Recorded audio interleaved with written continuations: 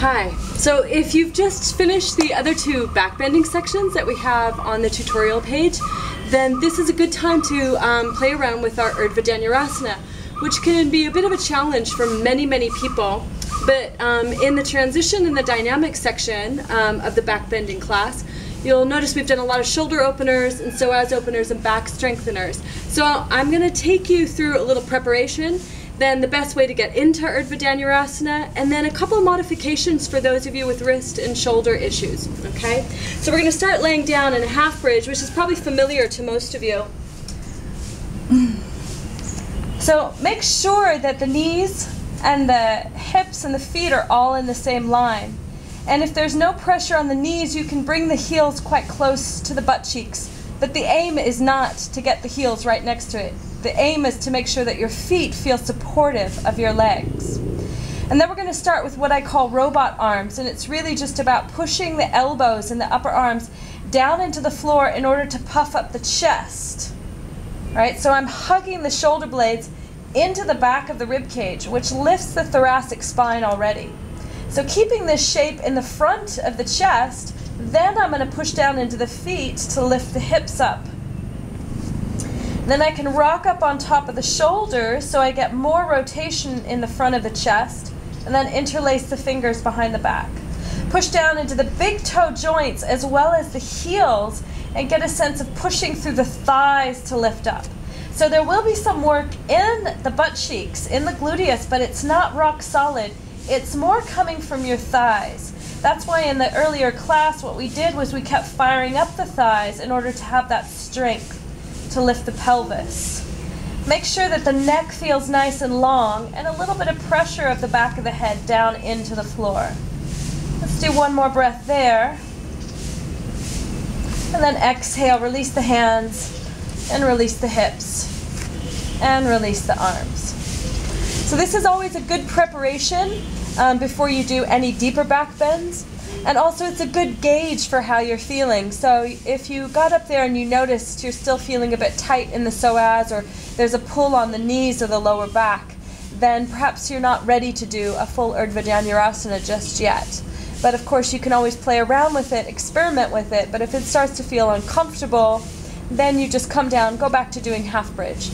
So now we're going to work into a safe way of working into full Urdhva Dhanurasana. So again, the same alignment with the feet, the knees, and the hips. And my feet are doing a lot of work for me so that the thighs work, not just the butt cheeks. Robot arms, so I'm pushing the elbows down, hugging the back of the rib cage up into the back. Now hugging the back of the shoulder blades into the back of the rib cage makes more sense. So that the front of the chest lifts a little bit higher. I keep that shape, and then I lift all the way up. Now once again, I'm going to rock up on top of my shoulders first, connect to all three corners of my feet, big toe joint, little toe joint, and the very center of the heel to lift up. I'm sensing the inner thighs rolling down and the tailbone moving away towards the backs of my knees. Now I'm going to place my hands next to my head. Now if I've got tight shoulders, then I'm going to take my hands a little bit wider and turn my fingers out a little bit. Some teachers think this is unconventional. I think it's just smart to give myself a bit more space. I'm going to then push up onto the crown of the head. Check out my elbows, draw them in, and then draw the arms back into the shoulders. Then I'm going to push down into all 10 finger pads to lift up into my Urdhva Dhanurasana. Keeping the neck nice and free, checking in with the toes, the feet, the big toe joints especially, all 10 finger pads, and getting a sense of lifting up through the front of the spine. And then when you come back down, just pause on the crown of the head first, then tuck the chin in, and then release, and then just rock on the sacrum, hug the knees into the chest. So usually in most classes at the end of a dynamic sequence, we'll always do that about 3 times, okay? If you found that really difficult, if your shoulders are still tight, especially up around the top of the trapezius or the deltoid, we've got a couple different options, and you're going to need a wall and 2 blocks for that. So I'm going to put my mat against the wall, and I'm going to take 2 blocks and place them right against the wall so they don't slip away from me. Then I'm going to lay down again and take the crown of the head up towards the wall close enough so that I can get the heels of my hands on the blocks. Then I'm going to think about my alignment with everything else. Feet, toes, knees, hips, all in the same line. And I'm going to start with my robot arms again. Lift up through the chest first, so the front of the spine is really lifted and open already. Back of the spine is already hugging in. And then I'm going to lift up through my hips and then place my hands so I'm cupping them, heels of the hands on the block, right? And again, if my shoulders are quite tight, I'm going to take the hands wider than my shoulders, give myself some space. On your next inhale, push down, come up to the crown of the head. See if you can draw the elbows in, and then once again try to push up. So this will just give you more rotation in the shoulders, and the degree of the back arch is a little bit less because you've brought the ground a little bit higher. So this should feel a little bit more comfortable. And again, coming down the same way, crown of the head first, then tuck your chin in and lower. Hug the knees into the chest, and rock a little bit from side to side. Now the next variation is for those of you with wrist problems.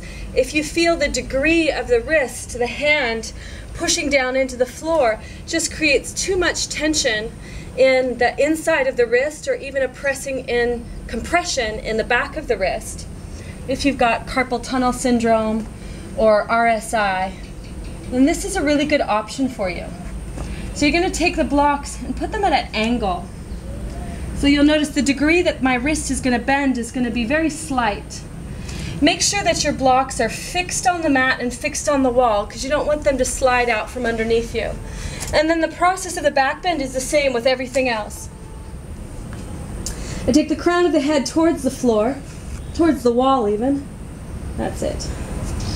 And then again, alignment, toes, heels, pushing down, energy through the thighs, elbows pushing down, lift up through the chest, lift up through the hips, using all 10 toes, using the big toe joints especially, so I'm drawing those inner thighs down. Then I'm going to place my hands on the blocks, and you'll see the degree of the wrist bend is very slight. I need to push up on the crown of the head first, and then again, pushing all the way up.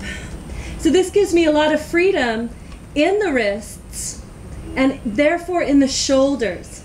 The neck should feel a lot freer. Breathing up into the chest. And then to come down, it's the same thing. Crown of the head first, then tuck the chin in and lower, hug the knees in, and a little rocking from side to side.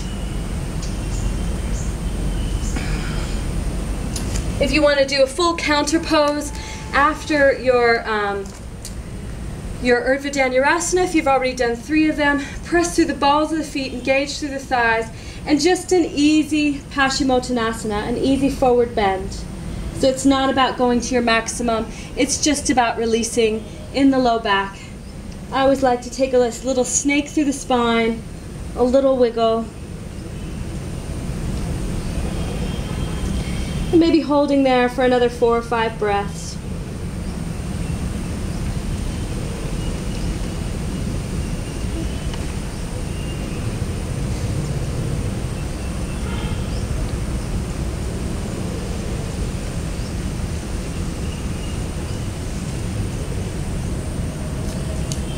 And then coming up, and you're probably about ready for a nice inversion and then Shavasana after that.